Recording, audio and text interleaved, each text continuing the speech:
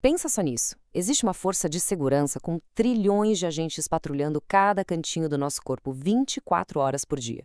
Essa é a missão gigantesca do sistema imune: encontrar e neutralizar qualquer ameaça. É um desafio de logística que parece quase impossível. E aí que vem a grande questão, né? Em um universo com trilhões de células normais e saudáveis, como é que o corpo consegue achar uma única bactéria que não devia estar ali? Ou uma célula que ficou doente? A escala do problema é simplesmente absurda. A resposta é pura organização. O sistema imune não age no escuro. Ele funciona, na verdade, como uma rede de vigilância super inteligente, com estradas, patrulhas e postos de controle muito bem definidos. E é essa infraestrutura fascinante que a gente vai desvendar agora. Para a gente entender de verdade como o nosso corpo se defende, primeiro a gente precisa olhar um mapa do sistema imune. Não se trata só de células soltas por aí, mas de onde elas vivem, para onde elas viajam e, principalmente, onde elas se encontram para decidir o que fazer com o invasor. E o coração de toda essa rede são os órgãos linfóides. Pensa neles como os quartéis generais e as bases avançadas do nosso exército de defesa. É nesses lugares que os nossos soldados, os linfócitos, são treinados e mobilizados para a batalha. E esses quartéis generais, olha só, se dividem em duas categorias. Primeiro, temos os órgãos primários, que são as academias de treinamento, sabe? É onde os linfócitos são educados. Estamos falando da medula óssea e do timo. Depois, vem os órgãos secundários, como os linfonodos e o baço, que são os campos de batalha, os locais onde a resposta imune realmente começa. Então, vamos começar pelo começo. A formação dessa tropa. Como é que um linfócito aprende a diferenciar o que é do nosso corpo e o que é um inimigo? Pois é, tudo começa nessas academias de treinamento. A medula óssea é tipo o grande berçário de todas as células do sangue. É lá que os linfócitos B fazem toda a sua formação básica. Já os linfócitos T, bom, eles também nascem na medula, mas depois são enviados para uma universidade de elite, o timo, para completar um treinamento super especializado. Agora, o mais impressionante é que esse treinamento é um processo de seleção extremamente rigoroso. A grande maioria dos recrutas não se forma.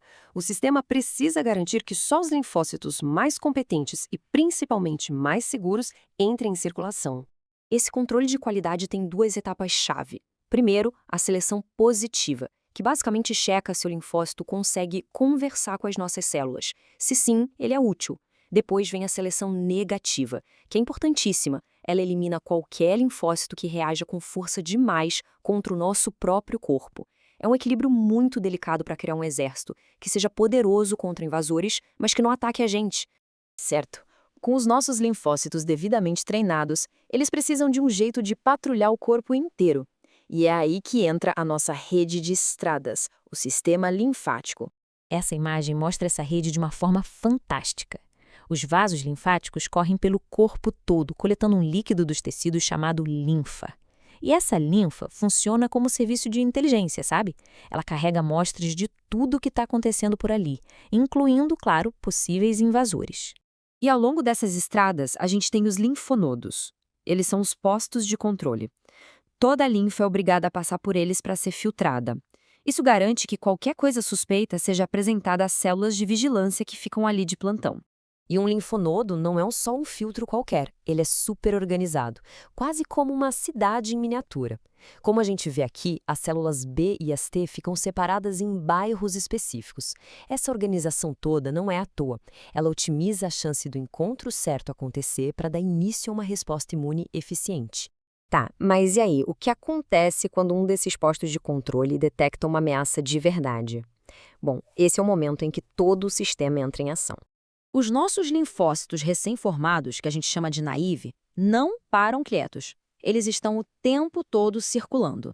Viajam pelo sangue, entram num linfonodo, dão uma patrulhada. Se não encontram nada suspeito, voltam para o sangue e seguem para o próximo. É uma vigilância que nunca para. Quando uma infecção acontece, uma célula sentinela especializada, a célula dendrítica, entra em cena. Ela captura um pedaço do invasor, corre para o linfonodo mais próximo e o apresenta para os linfócitos T que estão de passagem. Se um linfócito T reconhece aquele antígeno, é o sinal. Ele é ativado e começa a se multiplicar loucamente. É um processo chamado expansão clonal que cria um verdadeiro exército de clones para combater aquela ameaça específica.